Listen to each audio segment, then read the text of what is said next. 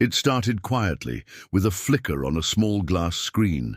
The year was 1948, and only a few thousand Americans even owned a television. The image was grainy, the sound tinny, and the programs simple. But when those black and white pictures danced across living rooms for the first time, something extraordinary began. No one could have predicted it. Within just a decade, that glowing box would change how America lived, dreamed, and even saw itself. Television didn't just arrive, it invaded. By 1959, nearly 9 out of 10 households owned one. Families rearranged their furniture around it. Children planned their evenings by it. Politicians feared and worshipped it.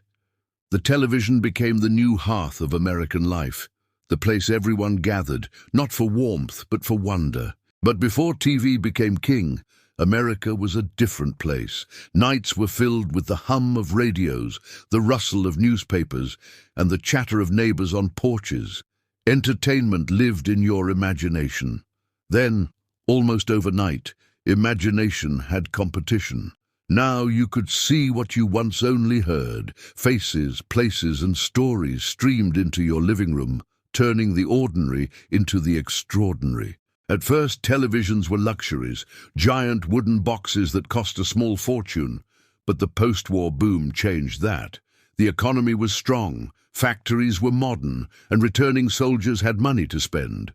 They wanted comfort, connection, and a little magic. Television offered all three. By the early 1950s, sets were affordable, reliable, and irresistible. Manufacturers like RCA, Zenith, and Philco went into overdrive. Stores couldn't keep up. Crowds stood outside shop windows to catch a glimpse of the flickering screen. Strangers gathered like moths to light. That light wasn't just electricity, it was the birth of a new kind of power. Early TV shows were awkward but mesmerizing. Actors stumbled through live broadcasts, sets wobbled, and technical glitches were constant, yet none of it mattered. Viewers were witnessing something that felt miraculous. Puppets, comedians, news anchors, all in real time, right in your living room. Families didn't just watch TV, they experienced it. Parents sat shoulder to shoulder with their children, eyes wide, as laughter and applause filled their homes. The living room became a theater. The neighborhood became an audience. As the 1950s unfolded, television didn't just entertain. It began to define the decade. Shows like I Love Lucy, The Honeymooners, and Father Knows Best painted a portrait of the ideal American life. Tidy houses, smiling families, predictable happiness. For millions, that image became a goal. For others, it was a fantasy they could escape into. Television turned values into visuals. What had once been an idea, the American dream, now had faces, voices, and laugh tracks. The screen didn't just reflect culture, it started to create it. And advertisers noticed. Commercials became the new poetry of capitalism. Shiny cars, sparkling kitchens, miracle products, all wrapped in perfect little stories that lasted just 30 seconds. The line between entertainment and persuasion blurred. People began to associate happiness with what they saw on TV. A new refrigerator, a better detergent, a fancier car. Television became the salesman of desire. And yet, it was more than commerce. It was connection. For the first time, America could experience the same moment together.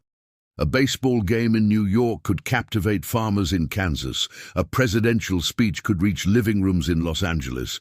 Television collapsed distance. It made a vast country feel intimate. It also made America see itself, literally.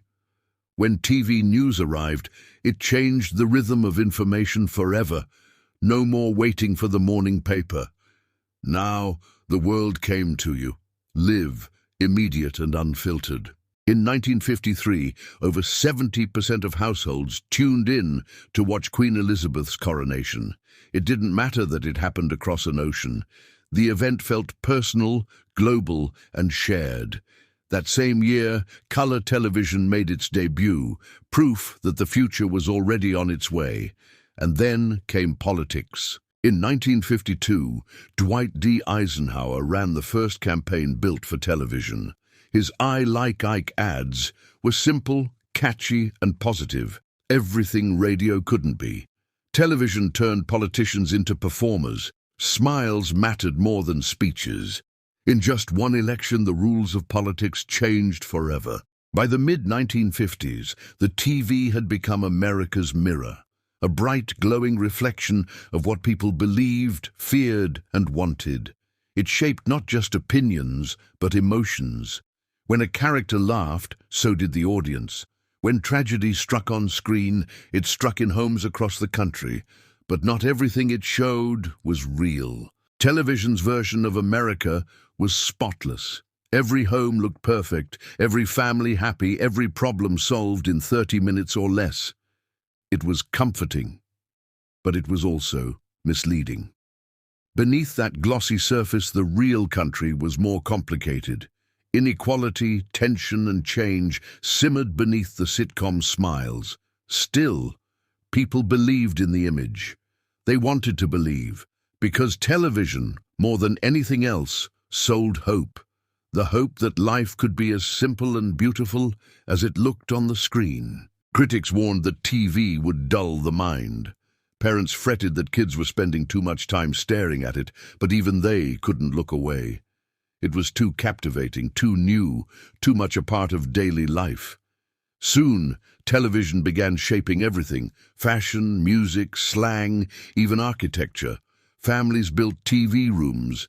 Advertisers sponsored entire programs. Companies began to think not about what people needed, but what they could make people want. The power of television was no longer just in what it showed, but in what it could make you feel. By the late 1950s, television had created the first generation raised entirely by screens. Kids grew up watching cowboys, comedians, and cartoon characters. They learned how to behave, how to speak, and what to dream, not from parents or teachers, but from television. And those kids grew up believing that the screen was reality. Yet for all its influence, television also united a country that had once been divided by geography. Everyone watched the same shows, laughed at the same jokes, and witnessed the same news. Television created a shared culture. One voice, one story, one nation under glow. It even redefined fame. No longer did you have to be a movie star or a singer to be famous. Television created its own stars. Talk show hosts, game show winners, sitcom families. Fame became more democratic, more immediate, more American. But television's greatest achievement wasn't the stars it made. It was the moments it connected. In times of triumph and tragedy, people turned to their screens. When the president spoke, when the nation celebrated, or when disaster struck, television became the collective heartbeat. It gave America a single rhythm, a single pulse. The living room became the nation's gathering place. Looking back now, it's easy to see television as just another invention, a step between radio and the internet. But in the 1950s, it was more than that. It was the invention that redefined time itself. It turned evenings into scheduled rituals, weeks into programming grids, and families into audiences. It also redefined memory. The events people remembered most weren't just the ones they lived, they were the ones they watched. Television became the archive of emotion, and though decades have passed, its shadow is still everywhere. The social media feeds, the viral clips, the endless scrolling, all of it is television's child. The same impulse that drew families to the glow of a box now pulls billions to the glow of a screen. The technology changed, but the human desire stayed the same. To connect, to belong, to see ourselves reflected in the stories we watch. In the 1950s, television didn't just change America, it defined it. It gave a face to its optimism, a rhythm to its progress, and a mirror to its soul. And if you listen closely, you can still hear it. The soft static, the faint hum, the voice announcing, "We'll be right back." Because the truth is, we never really left. The television didn't just change America, It became America, one frame at a time.